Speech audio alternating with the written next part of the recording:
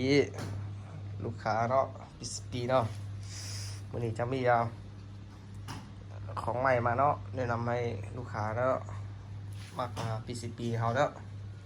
ส่วนที่ได้เนาะได้เห็นนี่ก็ปกติเนาะมันจะมีตักติโก้K2 แฟกเตอร์เนาะกับ C2 เด้อกับจังมีตอนนี้จังมีของใหม่ๆมาคือแบบว่าถังดูดำด้านนี้เนาะบ่แม่นเนาะถังคาร์บอนดำด้านนี้เนาะมือนั้นน้องก็ลงคลิปแต่ว่ายังไปได้บอกว่าบิ๊กทีทำไมมันแพงกว่ารุ่นดำเลื่อนนี้เนาะคือมันจะแพงกว่าคือตัวนี้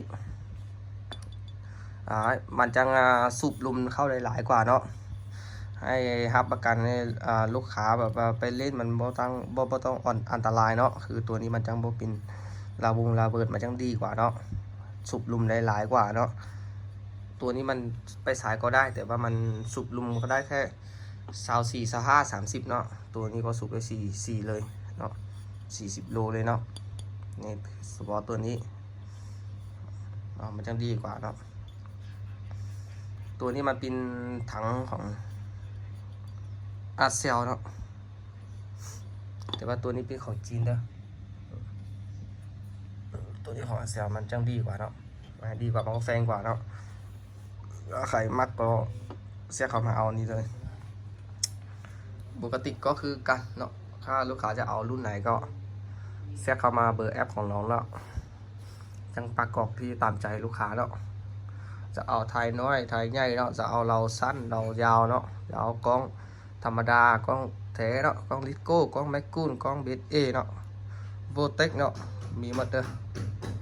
จากส่วนค่าอยากซื้อส่วนสุดลดนี่ก็มีเนาะC2เอาทั้งปืนครบชุดก็มีเด้อสูบก็เป็นสูบใหญ่เด้อลูกปืนแถม1 กับมีรับประกันนี่มีบาวบ็อกทูบาวแต่งบาว8 แหวนก็มีบาวอัปเดต16 แหวนก็มีเนาะ8 แหวนอัปเดตเป็นแหวนโมบีอาร์ก็ได้เด้ออันนี้มื้อนี้จะมีมาใหม่คือเรานี่เนาะซุปเปอร์เฮฟวี่นะนี่ซุปเปอร์เฮฟวี่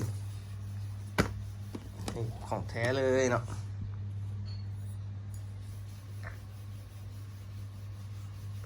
ไลน์ลูกค้าถามหาที่เราซูเปอร์เฮฟวี่นะตอนนี้เขามาได้เลยนะ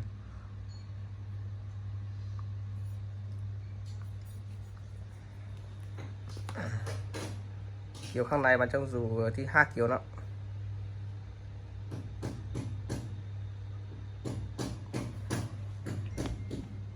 มันจะอยู่ที่5 กิโล